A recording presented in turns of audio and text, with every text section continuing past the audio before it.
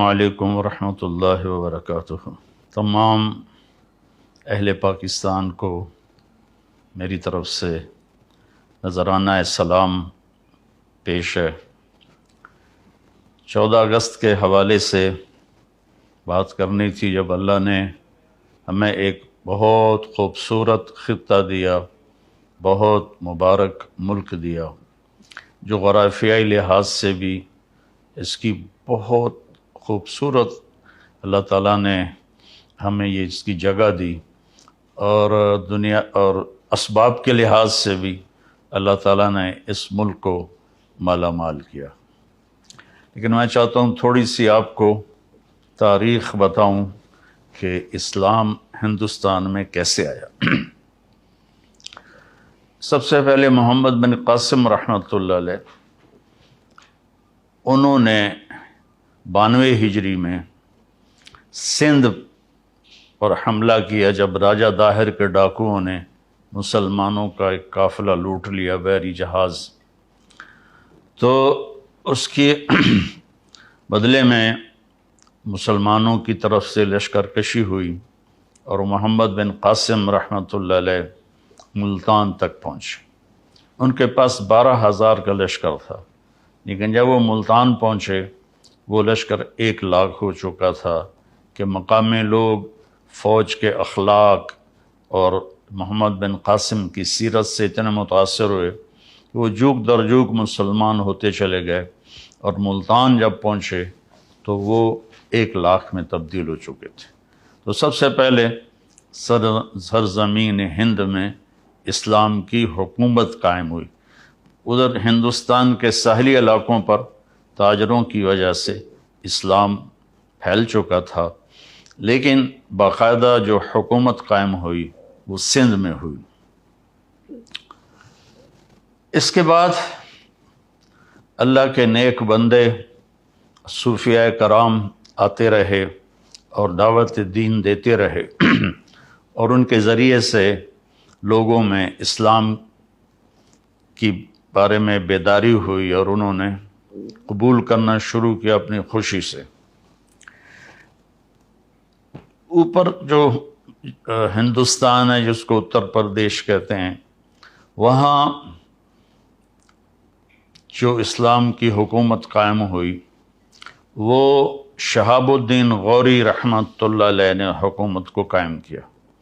اس سے پہلے محمود غزنوی نے 17 حملے کیے، لیکن انہوں نے کوئی حکومت قائم نہیں کی، بلکہ بس فتح کر کے واپس چلے جاتے تھے۔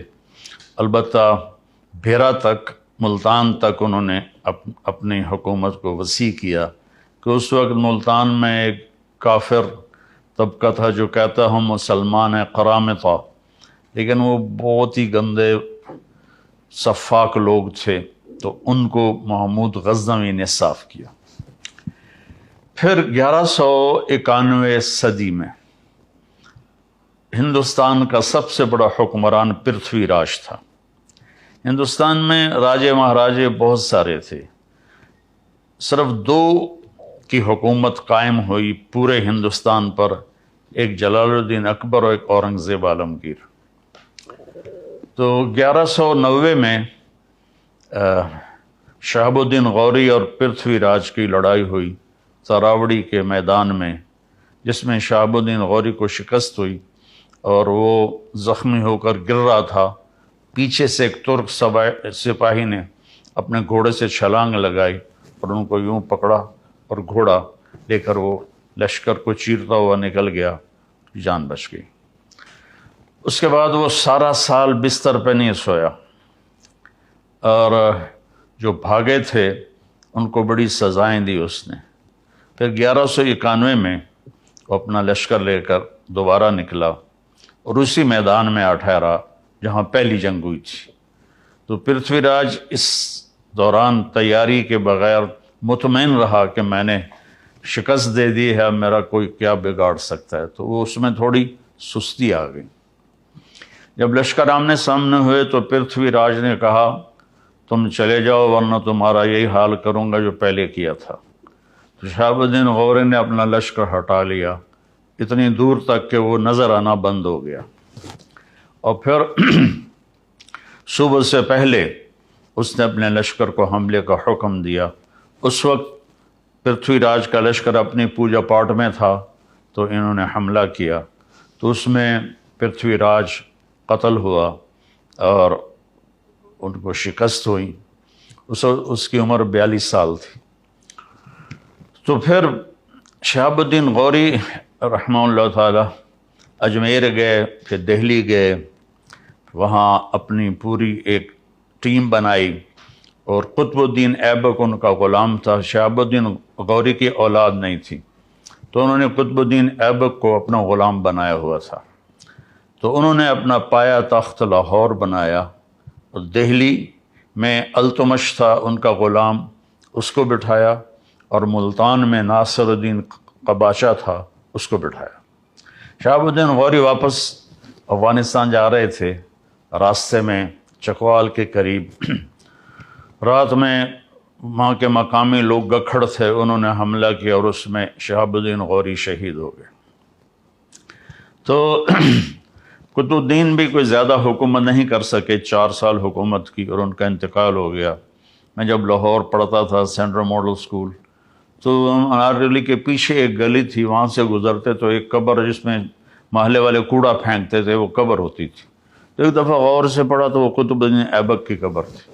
پھر ضیاء الحق مرحوم نے اسے وسیع کیا اور مکان خرید کے ڈھا کے بڑا اچھا خوبصورت ان کا مقبرہ بنایا۔ اس کو خاندان غلامہ کہتے ہیں۔ پہلا خاندان جس نے حکومت کی وہ خاندان غلامہ ہے، کہ اصل غلام تھے سارے اور حکومت میں آ گئے، تو خاندان غلامہ کہتے ہیں۔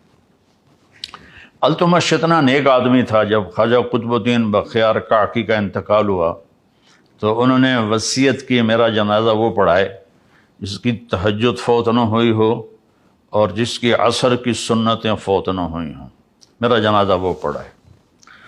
تو سناٹا چھا گیا، میت سامنے اور کوئی نکلتا ہی نہیں، چونکہ عصر کی سنتیں تو غیر موقدہ ہیں، کوئی پڑھے نہ پڑھے۔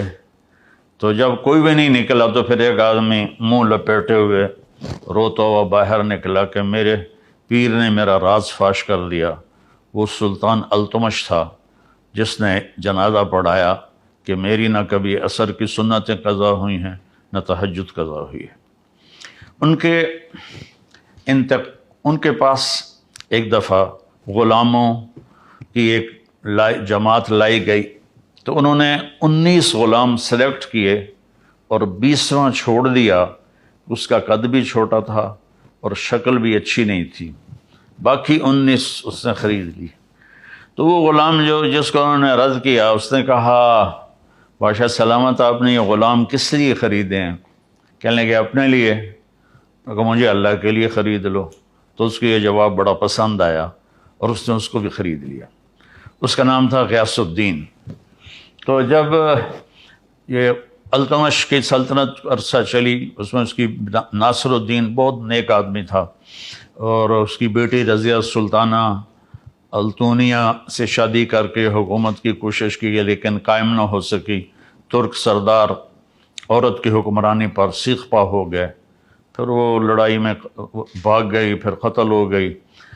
تو اس کے بعد غیاث الدین بلبن حکمران بنا۔ غیاث الدین بلبن اس وقت دیپال پور میں گورنر تھا۔ تو وہاں جب شور شرابہ ہوا، سلطنت کمزور ہوئی، تو وہ یہاں سے گیا اور اس نے دہلی کے تخت پہ قبضہ کیا اور اس نے 20 سال حکومت کی۔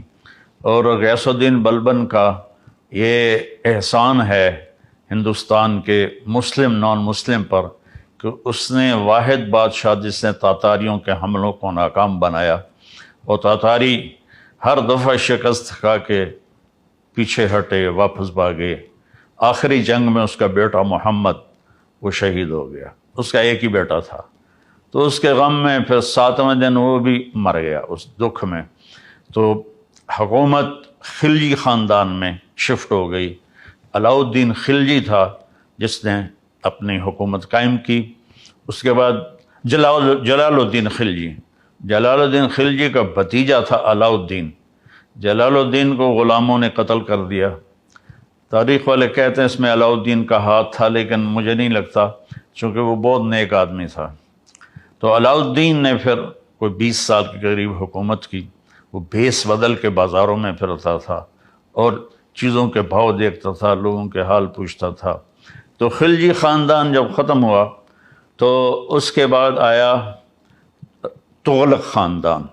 تغلق میں محمد تغلق واحد بادشاہ ہے، وہ تھا صرف پھرا، چھوٹی چھوٹی بات پہ قتل کرا دیتا، لیکن وہ واحد بادشاہ ہے جس نے علماء کو کہا خانقاہوں سے نکلو، مسجدوں سے نکلو اور جا کر اسلام کی تبلیغ کرو، تم بیٹھ کے کھاتے رہتے ہو۔ تو اس نے دعوت اسلام شروع کروائی محمد تغلق نے۔